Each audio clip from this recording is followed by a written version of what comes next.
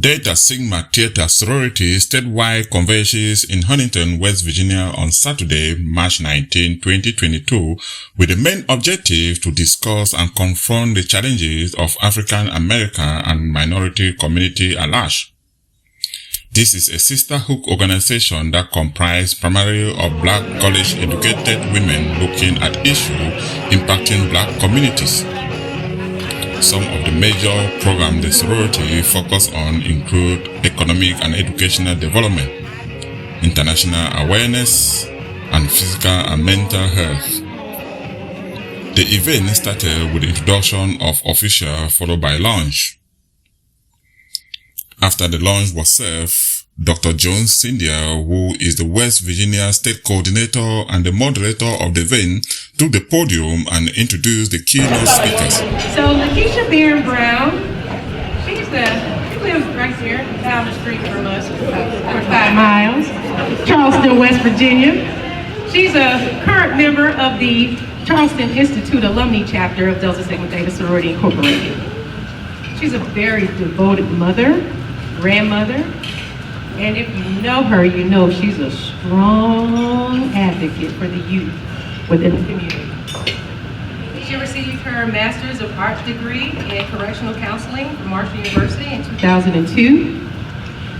And she has an extensive background, professional background, in providing therapeutic services to West Virginia's substance abuse population. And in 2013, she joined the West Virginia Supreme Court of Appeals to serve as the probation officer coordinator for the Putnam County Adult Drug Court. So after leaving there, she joined Aetna as a Medicaid members advocate. She has really enjoyed that work. I just want everybody to know that. She enjoyed that work. She's passionate about what she does. But what she's really passionate about is working with those youth, right? So she's going to join Inroads very soon. And this position is going to afford her the opportunity to help foster personal, educational, and leadership development skills among traditionally underserved minority high school students. So something about LaKisha. You know, it's not every day that people actually make history, but she's one of those persons. In 2020, she made history when she was selected to officiate the West Virginia Secondary School Activities Commission Girls Basketball State Tournament. She is the first African American woman to ever officiate that tournament. That's history, y'all. In addition, during that tournament, she also officiated with other 3 African Americans, which had never occurred in West Virginia, so that was history in the making as well.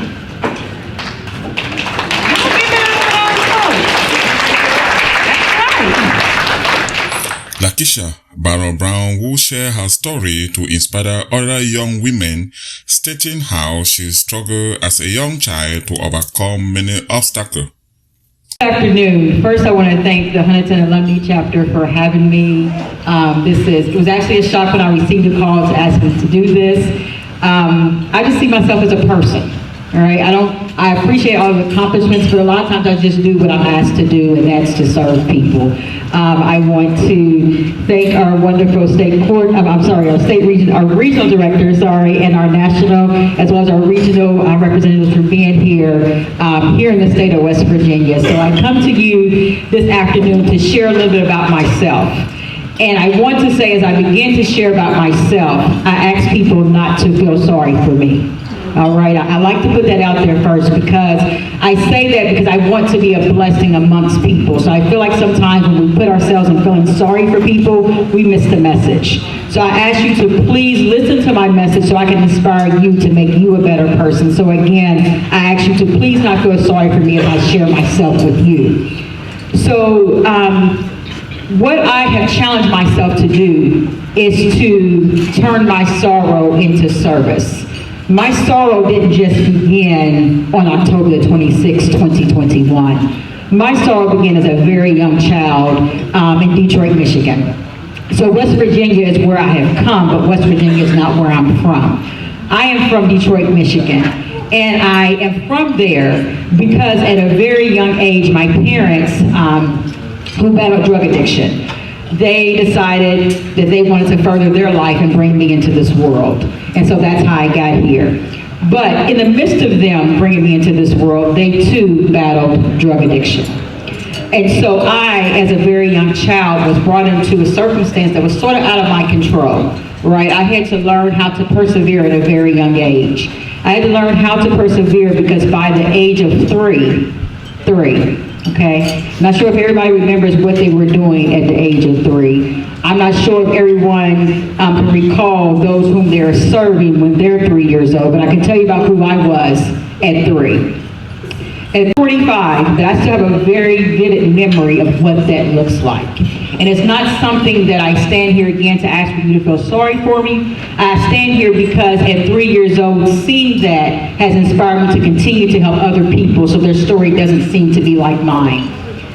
So as I continue to live that life as a 3-year-old child, I was there with my mother and myself, taking care of my mother, because she too battled a drug addiction. I had to learn how to gain strength. I had to learn how to be observant of my environment, how to mitigate and move through. So there I am, a young child, taking care of a mother. I didn't know my life was dysfunctional. It was my life. It's what was given to me. It's what I had to become accustomed to. It's what I had to adapt to. So, what I say is that was my DNA. My DNA was determination. I want y'all to hear me. My DNA was determination and the ability to survive, the ability to persevere. That's what my DNA was. My DNA was learning how to overcome any obstacle that may have been placed in front of me. Because again, it's something that most children are not exposed to. She also emphasized the importance of community support and the reason why each one should extend a helping hand. I need to encourage you to pray. Pray. It takes you a long way. When you are praying, evaluate. Evaluate what's needed. Evaluate your communities. Evaluate your life. Evaluate what the needs of your family may be, but also evaluate what your need is. You have to put yourself first in order to help other people, right? And when I say first, I don't mean that you can see it. That's not what I'm talking about. Make sure that you're okay first in order to be able to get back, because somebody's watching you. Align yourself. Align yourself with the purpose that's needed. Align yourself with the purpose that the community needs. Align yourself with the service that's necessary to better other people. Relax. We all get moments where we stress, right? But relaxing is important because relaxing allows you to think. Lift. Lift up your community. We have a lot of sorrow in our communities, regardless of homelessness, domestic violence, death, the effects of the pandemic. We must lift our community. We must lift the people up in our community. And the most important thing when you do that is serve. Serve your community. Serve the people. Again, not sure if you caught that, so I'm going to say it again. Pray, that's a P. Evaluate, that's an E. Align, that's an A. Relax, that's an R. Lift, that's an L. S, that's a serve. I motivate you to do that in order to change your life and to be extraordinary. Thank you for this opportunity, but remember, be humble and lift those pearls. because we all may be ordinary, but we all have extraordinary work to do. God bless you.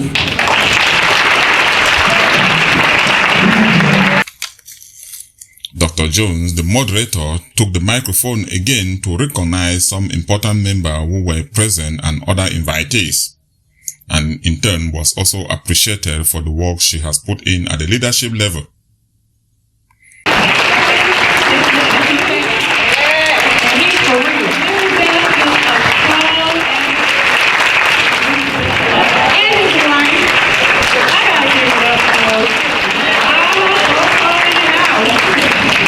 So thank you so much for this administration.